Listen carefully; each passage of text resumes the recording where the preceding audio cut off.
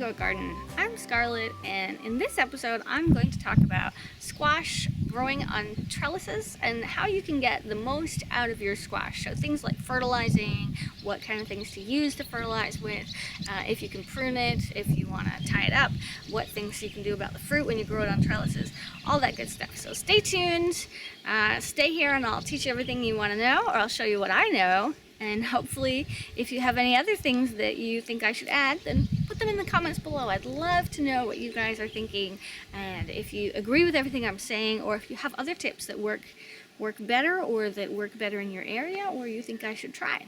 Okay, so what I want to talk about first is this pumpkin. This pumpkin, or here in Germany we call it a Kürbis. And this pumpkin, what I've done is early in the spring, I've prepped the ground. That's your very first thing, is consider the ground. What you're doing is growing good ground, not good plants, because good ground will grow good plants, so feed the ground. So early in the spring, I've brought in tons of rabbit droppings and compost. So this is compost that I've made all winter long by adding it to the chicken yard, the scratch yard in the chicken's house, and they've worked it over and turned it in, and they've made a really good compost out of that. Obviously, they've put their droppings on and other such things, and it's all rotted down to really, really good, organic, full, just wonderful muckiness of black gold, which is perfect. So I've taken it from the chicken yard, and I've covered it all over this bed. This is before anything was growing at all. We're talking early in the spring, like as soon as the snow is gone. So here in Germany, that would be late February, early March is when I would do this. You can also do it in the fall before. You can lay all of your good fertilizer and your good compost on top. And you can even do something called a green fertilizer, which means that you grow a little bit of a green cover. And then in the spring, you're going to work that in. Buckwheat, I believe it's really, really good. Clover is also a good option. So that's something that you can grow in the fall, and then it will die down, and then in the spring turn that over too, and then add your compost and your fertilizer on top as much as you can. Now in the fertilizing department, something like llama droppings, horse manure, possibly cow manure if that's all you can get, chicken manure if it's a year or two old, and of course rabbit droppings, which you can put directly into the pot, no problem, or into the hole, no problem. So cover that in. Try to do as much as possible. I like to do about 5 or 6 inches all the way across. So that's the base. Then I'm going to let that sit. I'm going to let that sit for a long time. So all the way until, well, kind of the last frost. I do plant before the last frost, and I tend to cover things a little bit and just hope that they don't die. And I put out about half of the plants before the last frost and the other half after. So I put them out just in case we might not have a frost and they might survive. So when you put your plants into the ground, you've done all this compost and all this fertilizer, you still want to fertilize more. Okay, so once you're ready to put your plant, your seedling that you've grown inside, once you're ready to put that into the ground, you want to make your nice big hole. Make sure the hole is pretty big, and you're going to take all that dirt out. Now some of it is good, but some of the stuff on the bottom might not be so perfect, and if you're planting this the first time, you want to make sure that you really do take it out if you haven't gone to the trouble of adding all the fertilizer and compost to the ground on top. So take everything out, make a nice big hole, and in the bottom put in more compost, more fertilizer. Things like bone meal, fish meal, or a liquid version of fish meal, kelp meal, are all really good to put in the bottom. This will be your fertilizer part.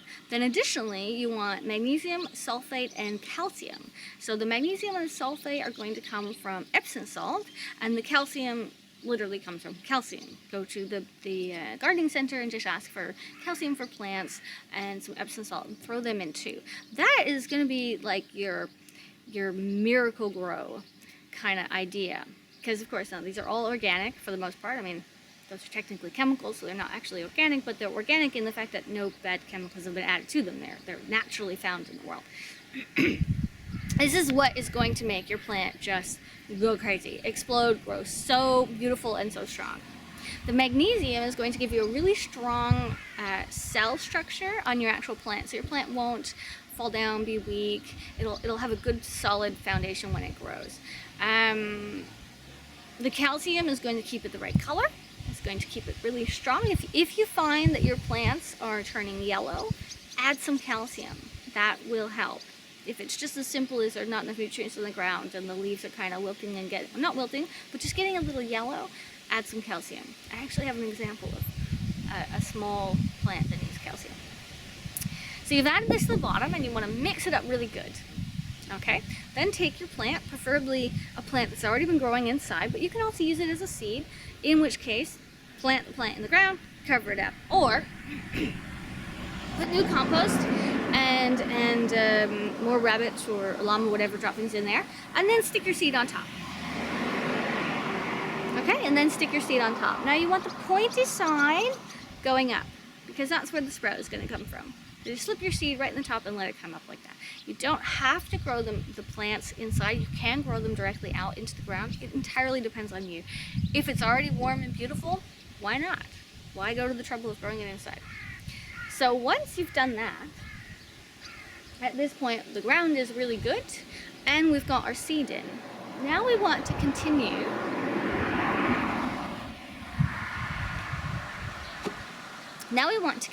growing our plant, and during the course of its life we want to fertilize every 2 to 3 weeks for maximum growth.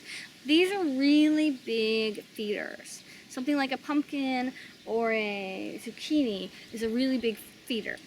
Now there's two options. You can either mix your fertilizer into a gallon of water, and in that case you want about half a cup or so of fertilizer to a gallon of water, and stir it up really well, and then you can water it in. Pretty simple. The other option is you can do something called side dressing, which means you have your plant in the ground and you draw a ring of fertilizer around the plant, and then you just allow the rain to wash it into the ground. Once your pumpkin starts to grow, and I mean like it's about this big, you want to start training it. Now training the pumpkin is actually really simple. The stem of the pumpkin is quite pliable, so it moves a little bit. You can twist it, you can turn it, you can bend it. Not too much, mind you, but it will take a little give. And as it grows, you just want to attach it. Now I try to use something like twine, something natural and nothing plastic, for two reasons. The plastic might be hard, it's got less give, and it might damage the plant, or as the plant gets too big, it might squish into the edge. The second reason is that the twine, the following year, if I don't remove it, or if I forgot it, or if it got buried into the plant and ended up on the ground, the twine is going to be biodegradable, it's going to break down, and I'm not going to find little bits of plastic in the garden years to come. So I use something like twine. You want to make a little 8, tie it on first to your trellis, or in this case the arbor we've got here, and then tie it on to the plant so that it's going to stay nice and solid in position, but the plant has a little give to grow and move. Then as it grows, which if you fertilize really well could mean every 2 or 3 days, you want to come out and attach the next piece. So as it goes up, you attach, you attach, you attach, you attach. In fact, the average pumpkin only takes 85 days to grow. That would be the plan. So from the moment you put the seed in the ground until you're ready to harvest your pumpkin, 85 days. Now the leaves. The leaves are really, really big. If you've planted it like this, where you've actually got a walkway, or it's coming out onto the grass, you can clip the leaves. It is more than okay to cut the leaves back. Now, you don't want to clip all of them, of course. In fact, you want to clip very few. But you can definitely cut the leaves that are coming out and that are on the grass. Just gives it a little more air circulation. It's just all around better when you can get it off the ground just a tiny bit like that. Thanks for watching. I'm Scarlett, and this is How to Grow a Garden. If you liked the video, please give it a thumbs up. And please subscribe and leave me a comment. I love to know who is watching and what you think and what you feel, and even just to tell me you were here and you saw the video. It's really neat. It's always awesome to wake up in the morning, go check my computer and see what's going on.